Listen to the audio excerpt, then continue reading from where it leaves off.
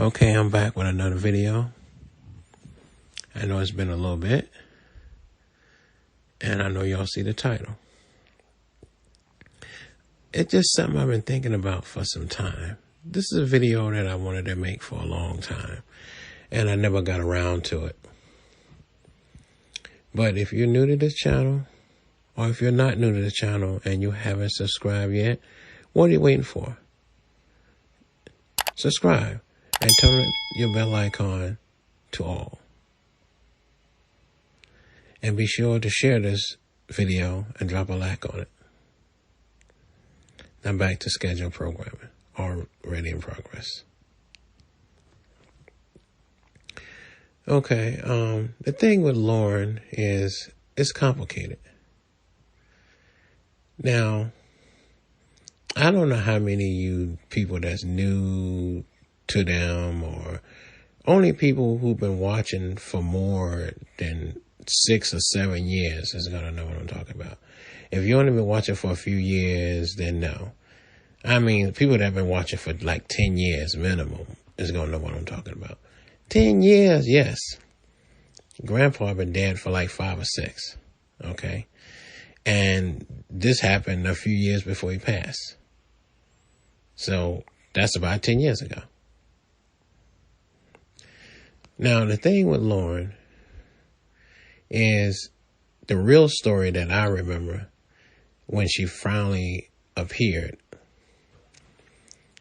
She was supposed to be Bridget's friend, you know, her Facebook friend. But later on, after everything happened, they kind of applied some kind of pressure to her or something, because the story changed dramatically because she put out a video after everything was over with. And the story changed dramatic. I know some of y'all remember Bridget claiming this was her friend. And they became friends on Facebook. But after everything happened, Lauren, like a year later after Grandpa died, or at least a few months afterwards, she put out this little jinky video claiming that she was a youngin's fan, and she approached him on her own, and she went from being a fan to wind up dating him. Well, I clearly remember Bridget saying this was her friend. I clearly remember Bridget saying that they dated for a while and then it didn't work, and then some time passed by. And now her friend been asking about him again, and she's going to reintroduce them to get back together. I clearly remember the story going that way. Now, my point of view in bringing that up is I need y'all to really pay attention to what I'm about to tell you. To me, you got to understand, Grandpa been dead like 5, 6 years. And even though it's been 5 or 6 years has passed, Bridget is still not 30 years old. Even now. So try to understand, if you take off like 6 years and she's still not 30, that makes her very early 20s. And then they supposed to have had a fallout for some time, that this woman and the grandpa, from the first time they dated. So if you go with that, that means a fallout can be a few years. Because I remember we was watching for a long time before this woman appeared. So if you take a few more years off, she's definitely a teenager at this point. And with her being a teenager, you got to stay with me now. Now, I mean, it's no secret. We know Michael, a.k.a. Sauerkraut, is much, much, much more older than Bridget. Now, they like tell y'all my hair was gray young. No. His hair is gray because he's older than he's telling us. But we're not going to get into that. I just need y'all to understand that. Try to understand. Any friend of Bridget is going to be young for the most part. So this already too young girl hooked up her already too older boyfriend's father. I'm going to say that again. This way too young girl took her way too young girlfriend and hooked her up with her much older boyfriend's father. Not only that the girl is too young for her boyfriend, he's incredibly too young for her father, for her father-in-law.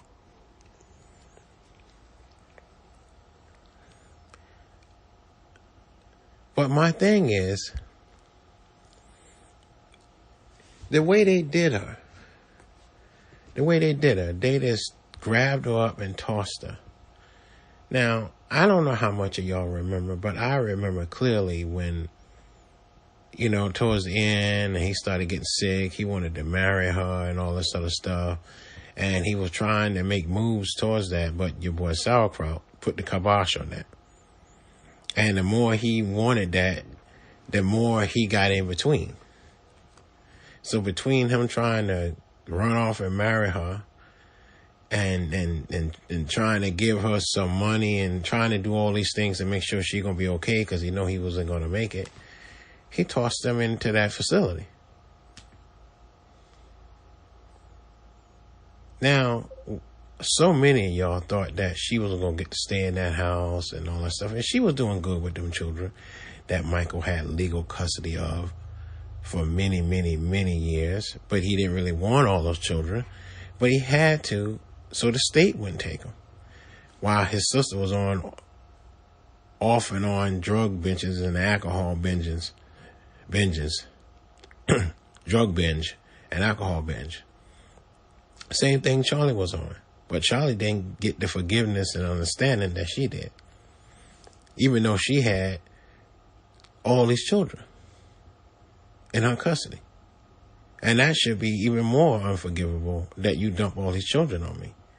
But she get forgiveness for that. Not Charlie. This is one of the strains on their relationship.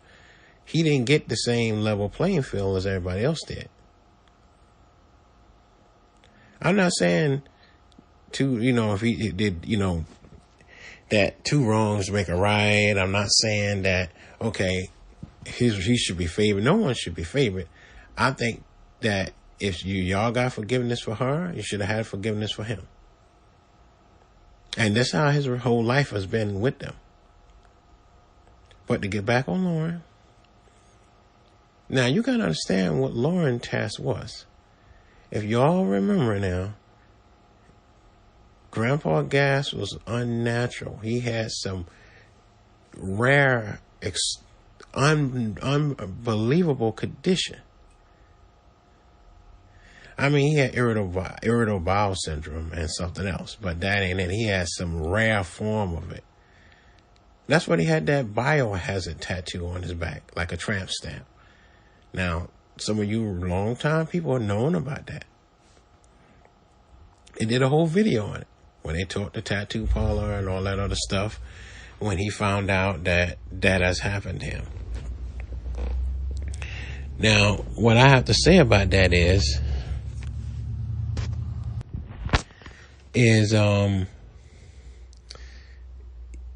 he was so bad until it was certain videos at one point they used to hear in the background. And it's because Lauren was spraying and spraying and spraying until Grandpa used to talk about, and Michael said, "What is that? What is that?" And he used to tell her that she sprays a lot. So what Michael did, he always makes someone's situation more difficult than it has to be. He took it upon himself to stop her from doing that when he recorded, because he wanted her to preserve their image no matter how compromising and smelling that place is. And that's when he started that phrase, it smells like a tomb. Because they've been saying that for many, many years. It's amazing he knew what one smelled like. But Lauren took the next initiative. She went and got her a gas mask. Now, I know some of y'all had to see that. She had a gas mask on. I mean, the one like when you raid a house, like SWAT. She used to walk around with that on for long periods of the day because at some point this man is this gas is just not bearable.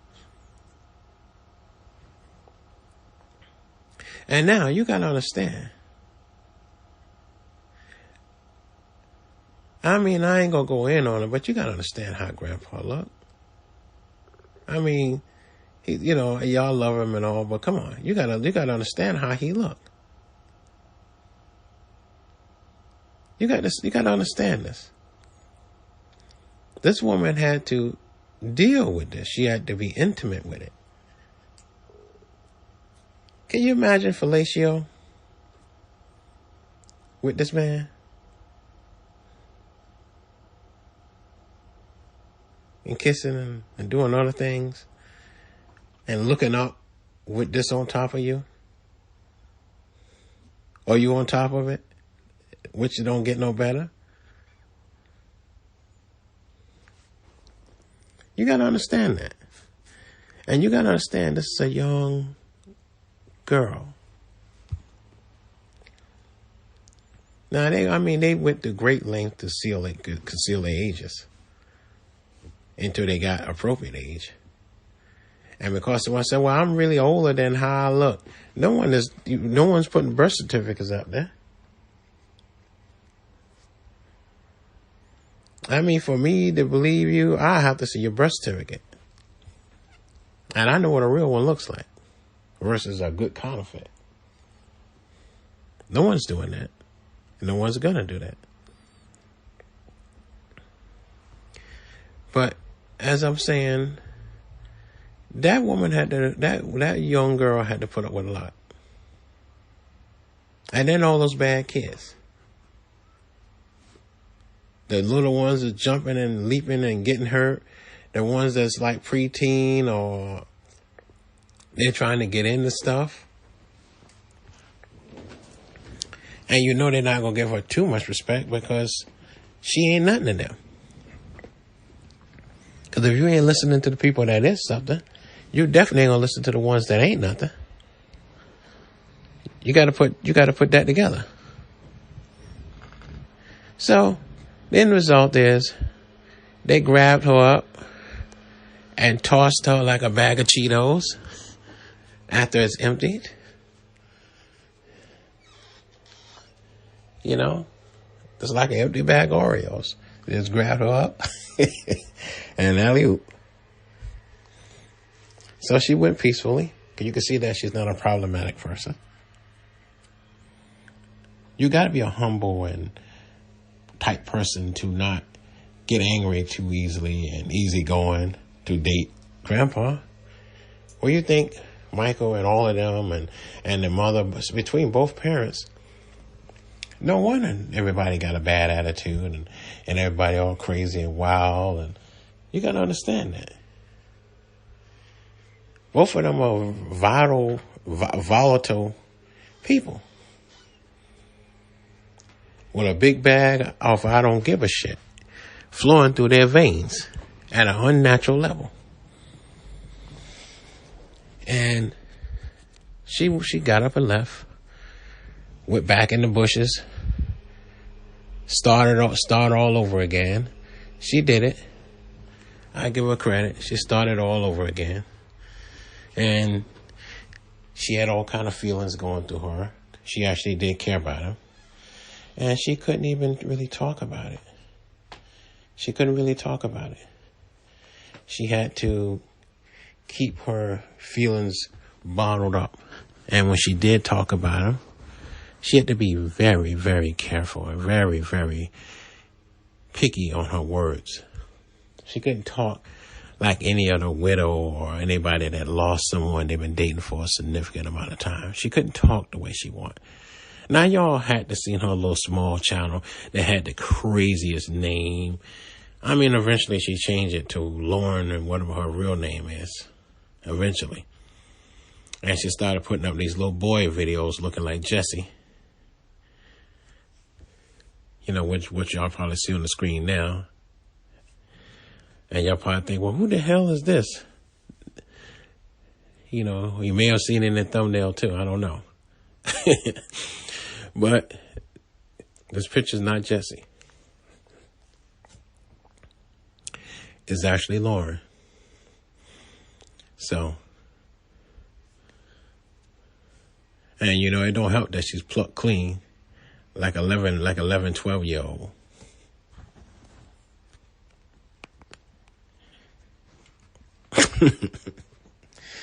So, and if you're listening to this somehow, Lauren, don't be slighted.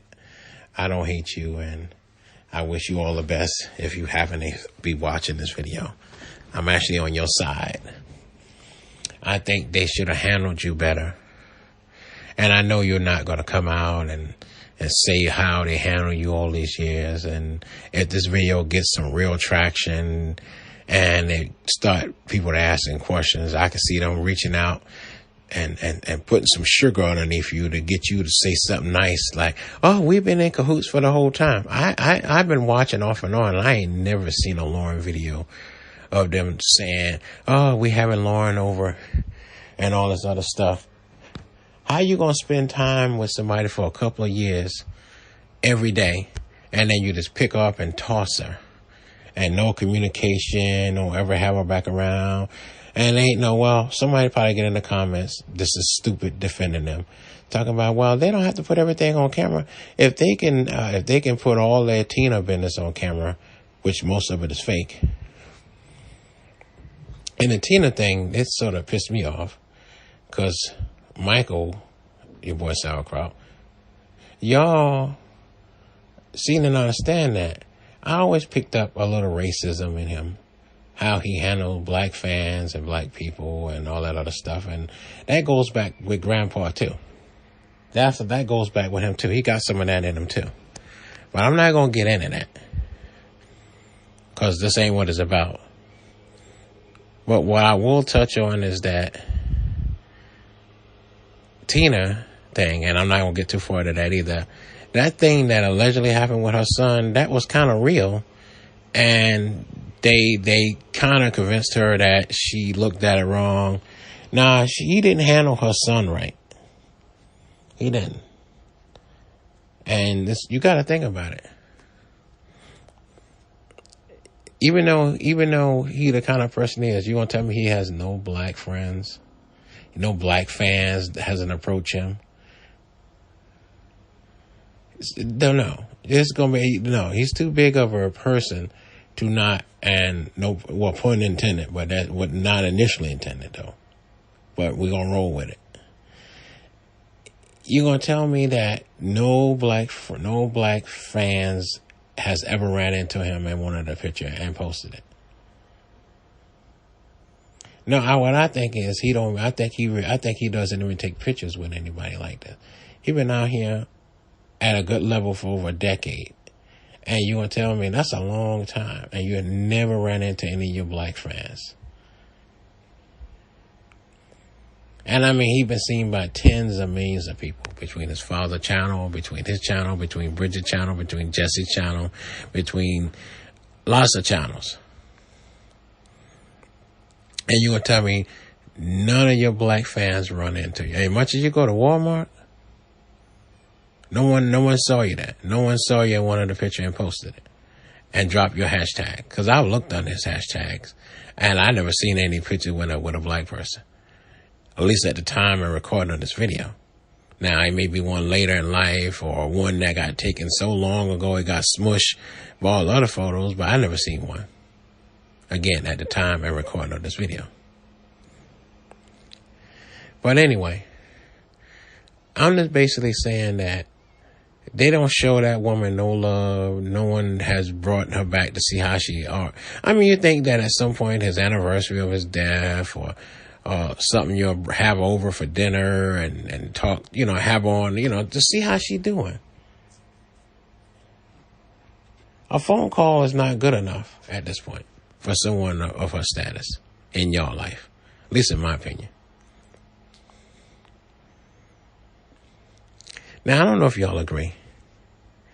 I think she needed to be, she should have been treated better, and she should have been handled better. She should not have walked away with nothing.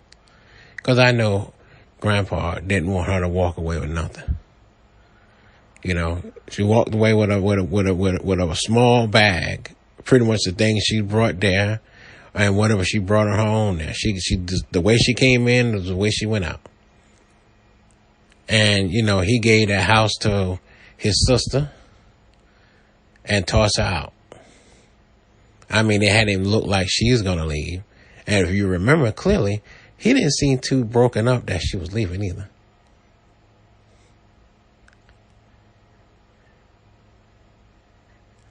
If anybody saw that, he didn't seem too broken up. He seemed like the delivery man was getting ready to go. And he was telling him, I got everything and I'm going to head out now. That's the same look he got. I've seen him bothered more when the delivery man didn't bring the food in time than Lauren was leaving. Someone that had been around him every day for years taking care of his father. Why he dropped those napalm bombs in the house, got her wearing a commercialized gas mask. But hey, I don't know. Like I said, I just wondered what happened to Lauren. And I don't know if any of y'all are following her on Facebook or any social media. I ran across a little channel and, it didn't have much on it except for them old janky videos where she tried to make it seem like she met him on her own and all that other stuff. She was a fan and she worked her way from being a fan to him meeting her and her bus stranded her in Colombia. He agreed to pick her up and, and all this stuff. And she was the sole surprise and,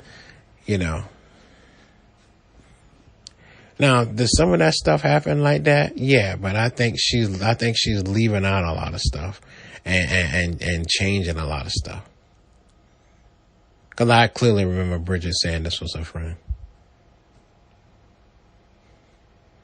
But for the ones that ain't been watching a really long time, you're not going to know what I'm talking about. If you even know who this person is. But anyway, be sure to like and subscribe right now. Set your bell icon to all. Turn on your post notifications. And set your bell icon to all. Because some of y'all don't got your notifications on. And be sure to follow me on social media. So you'll stay informed with my day-to-day. Because sometimes I do post things up there. And I do tweet occasionally. And a lot of you guys are missing that. If you got Twitter or Instagram, follow me on both. Or if you got one or the other, follow me on the one you got.